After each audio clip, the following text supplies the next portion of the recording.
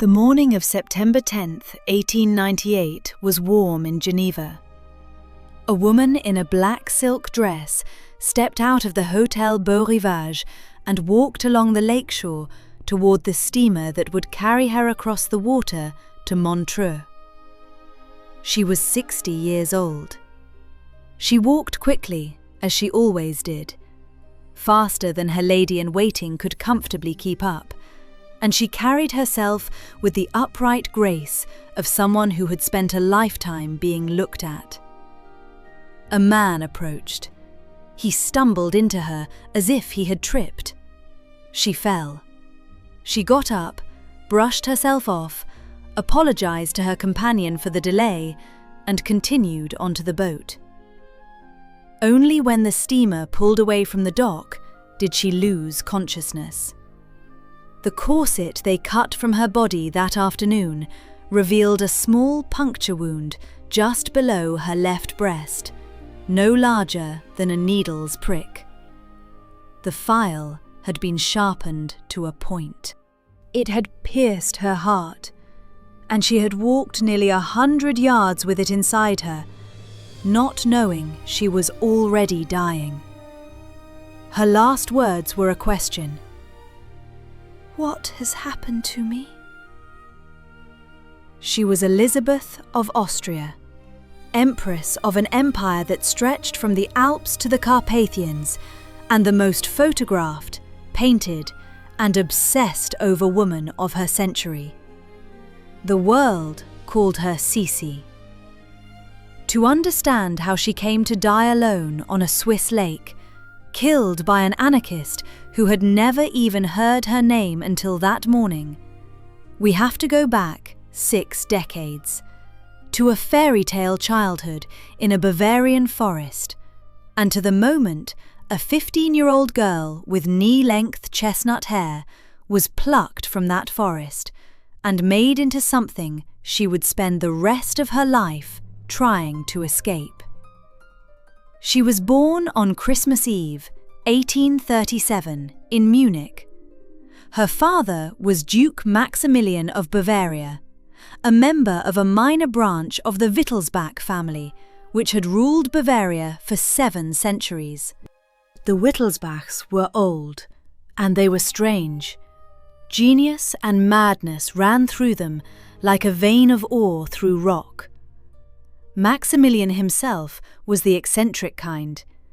He played the zither, travelled in disguise as a commoner, hated formality, and raised his children to ride, fish, climb trees, and read poetry rather than learn court etiquette.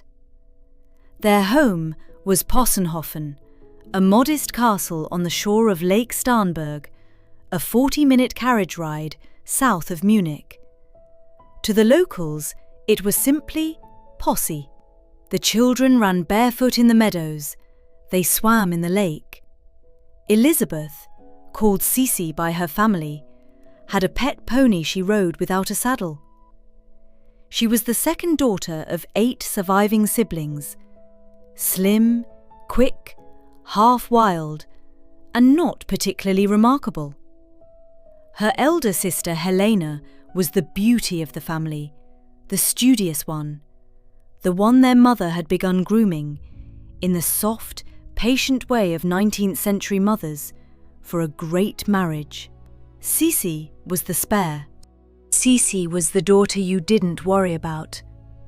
Then, in the summer of 1853, everything changed. Her mother, Duchess Ludovica, was one of 7 Wittelsbach sisters. Another of those sisters was Sophie, Archduchess of Austria, a fierce, controlling, devoutly Catholic woman known at the Vienna court simply as the only man in the Hofburg. Sophie's son was the young Emperor of Austria, Franz Joseph. He was 23 years old, had ruled for 5 years already, and his mother had decided it was time he married. The bride she had chosen was her sister's elder daughter, Helene. The 2 families were summoned to the resort town of Bad Ischl in the Austrian Alps for what was supposed to be a discreet inspection. Helene was 18, tall, dark-haired, serious. She had been told what was coming. She wore a stiff, black silk gown. The family was in mourning for an aunt, and her hair had been pulled tightly back. She looked older than her age, and frightened. No one had bothered to prepare Sisi. She was 15. She had come along to keep her sister company. She was wearing a simple light dress, her hair half tumbling down her back, sunburned from the journey. When the young emperor walked into the room, he looked at Helene. Then he looked at Sisi. And he never looked back. He told his mother that evening that he would not marry Helene. He would marry the little one, or no one at all. Sophie was horrified. Sisi was too young, too unformed, too unprepared for the most demanding court in Europe. But Franz Joseph, who had bent to his mother's will in everything, did not bend in this. 3 days later, at a ball, he danced the cotillion with Sisi and gave her the bouquet of flowers that was, by court custom, an unmistakable public sign of intent. Helene watched from across the room and said nothing. Their mother, watching her younger daughter being chosen instead, is said to have wept. Whether from joy or from foreboding, no one ever recorded. Sisi was engaged within the week. She wrote in her diary, in a child's looping hand, "I love the emperor so much. If only he were not the emperor." The wedding took place on the 24th of April, 1854, in the Augustinerkirche in Vienna. She was 16 years old. She wore white silk embroidered with silver thread, a wreath of fresh roses in her hair, and a diamond crown so heavy that she complained of a headache before she had even reached the altar. Hundreds of thousands of people lined the streets of Vienna to see her pass. She was, by every account, extraordinarily beautiful, tall, slender, with that masses of chestnut hair and skin so pale it seemed translucent. The crowd cheered itself hoarse. She stepped down from the carriage at the Hofburg, the great winter palace of the Habsburgs, and as she crossed the threshold, she caught her diadem on the doorframe. It tore loose from her hair. She picked it up, embarrassed. Centuries-old superstition murmured that this was a bad omen. Within weeks, she understood why. The Habsburg court was the oldest and most rigid in Europe. It had evolved over 400 years, a Spanish-influenced ceremonial code that governed every minute of an empress's day. She could not choose her own servants. She could not dress herself. There were ladies whose entire hereditary function was to hand her each garment in the correct order. She could not eat in private. She could not walk in the gardens without a chaperone. She could not see her husband alone. Every meal was a public performance. Every glass of water served on bended knee. And presiding over all of this, every detail, every ritual, every breath, was her mother-in-law, Sophie. The same Sophie who had been overruled in the choice of bride, and who now intended, with iron patience, to mould the wild Bavarian girl into the empress she should have been. Sisi was 16. She had been raised on horseback in a forest. Within a month, she was vomiting from anxiety, refusing to leave her rooms, and writing desperate letters home, asking her mother to come and rescue her. No rescue came. This was her life now. Her mother had warned her, in the only conversation between them about the marriage, that an empress does not have the right to be unhappy in public. She became pregnant almost immediately. She gave birth in March of 1855 to a daughter named Sophie after her grandmother, because Sophie demanded it. The baby was taken from Sisi the day after the birth and installed in nursery rooms on the floor above her mother-in-law's apartments, where Sophie could supervise her upbringing personally.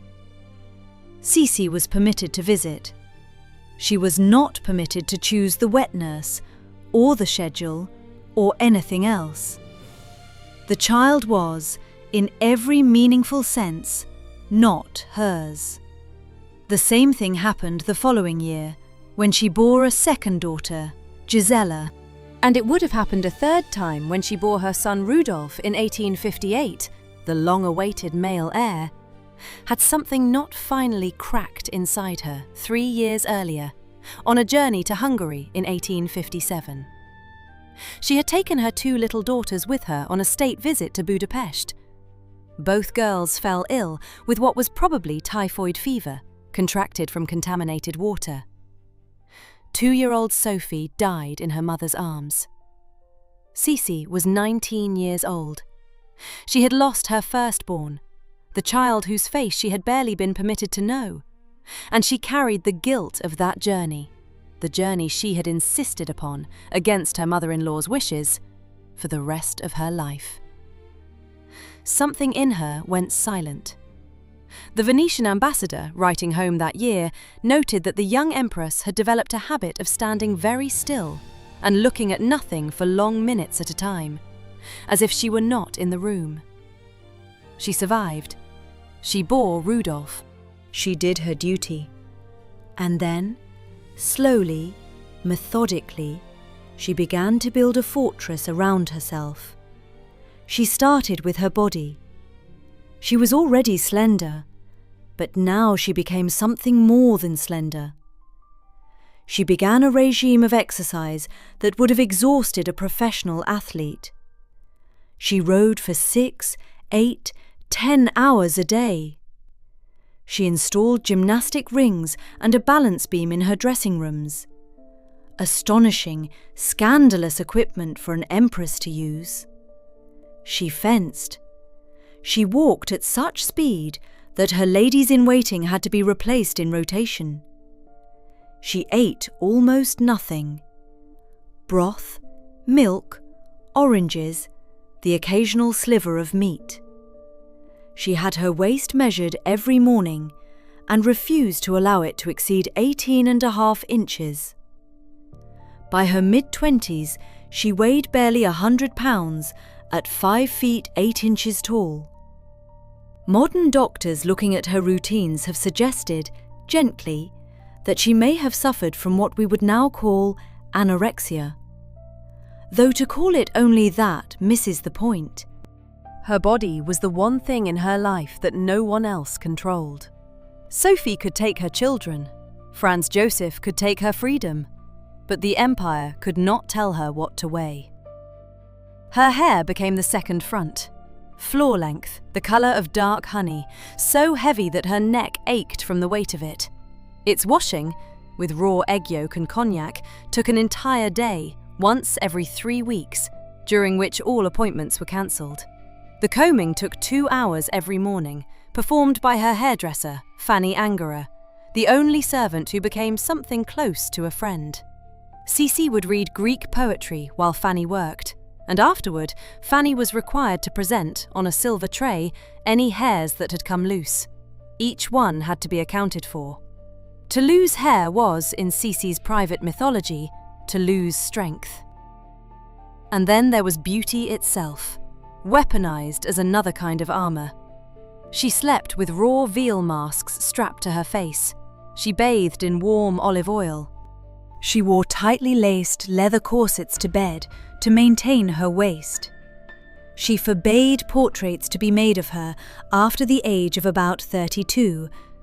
Only a handful of photographs from her later years survive, mostly taken without her knowledge, because she wanted the world to remember her as she had been at the height of her youth. She walked the corridors of the Hofburg with a black fan in front of her face whenever strangers were present. She was building a legend, and she knew it. But what was happening behind the fan? She was reading, voraciously. She taught herself Hungarian to a level that astonished native speakers, and through her love of Hungary and the brilliant Hungarian aristocrat Count Gyula Andrássy, who became, almost certainly, the great platonic love of her adult life, she pushed her husband into the historic compromise of 1867 that transformed his empire into the dual monarchy of Austria-Hungary. She was crowned Queen of Hungary in Budapest that summer, wearing a gown designed by Worth in Paris and a Hungarian-style headdress weighted with diamonds. And the Hungarian people, who saw in her something they had never had in a Habsburg before, a sovereign who actually loved them, wept in the streets. It was the political triumph of her life.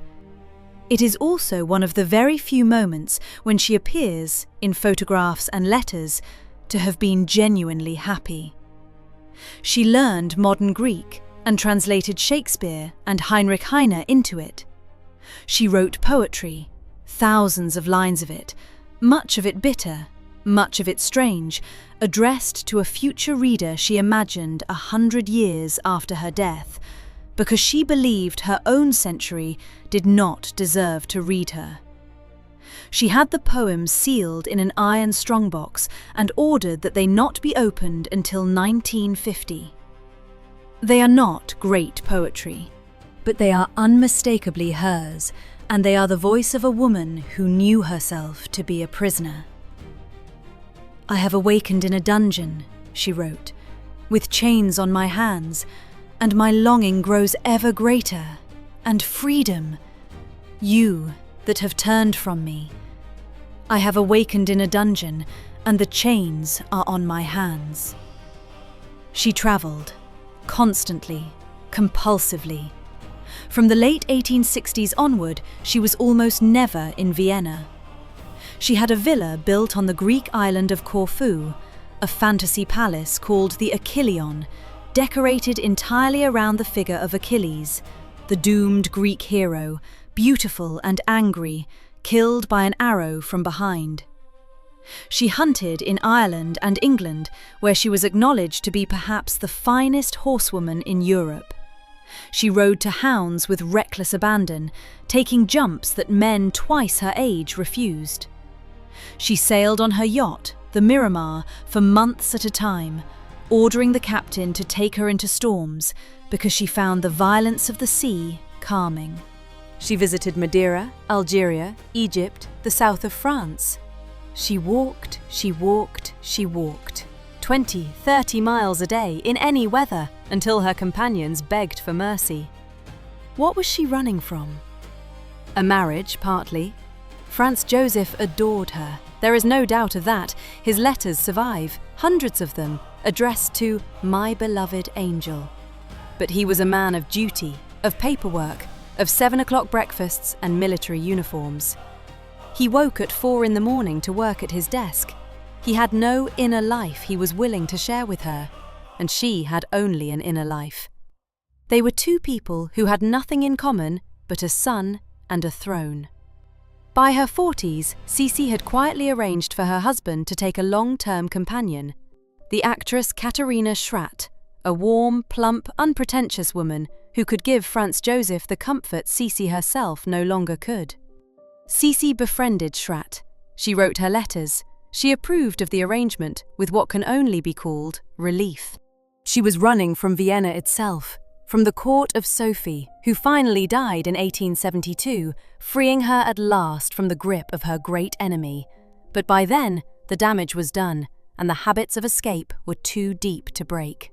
She was running from the role of empress, which she had come to despise with the cold passion she reserved for things she could not destroy. And she was running, perhaps, from something she sensed coming, something she could not name, but which her Wittelsbach blood whispered to her at night. The family madness, Her cousin Ludwig II of Bavaria, the fairy tale king who built Neuschwanstein, the castle that would later inspire Disney, had been declared insane in 1886 and found drowned in a shallow lake under circumstances that have never been satisfactorily explained. Sisi had loved him. They had been like brother and sister, two beautiful Wittelsbachs who could not bear ordinary life.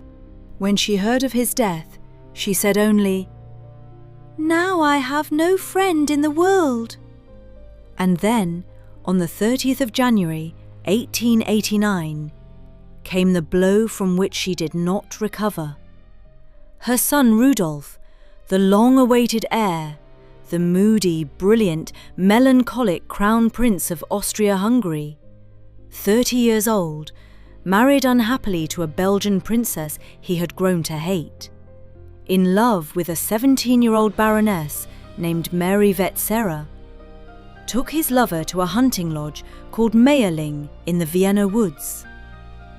He shot her in the head while she slept. He sat by her body for several hours. Then he shot himself. Sisi was the one who had to be told. She was in her rooms at the Hofburg, having her hair combed. They sent in her Greek tutor, a man named Konstantin Christomanos, because no one else dared. She received the news standing up, in front of her mirror, and she did not cry. She walked across the corridor to her husband's apartments, where Franz Joseph was waiting in a state of broken silence, and she said, "Rudolf is dead." That was all. Then she went to tell Rudolf's young widow. From that day forward, she wore black, only black, for the rest of her life, 9.5 years. She was never again seen in any other colour. She held her black fan in front of her face whenever she went out. She refused all portraits, all public appearances, all official functions. She became a ghost, wandering the spas and seacoasts of Europe, growing thinner, walking faster, sleeping less. She told her ladies that she wished to die. She told them, more than once, that she hoped death would come for her quickly and without warning. She said she did not want the long sickness, the bedside, the dignified farewells. She wanted to be struck down in motion, in the middle of a sentence, like a bird shot out of the sky. She got her wish. Luigi Lucchini was an Italian anarchist of 25, an orphan, a drifter, a man who had spent his life moving from one country to another, doing day labour, and nursing a vague but ferocious rage against the wealthy.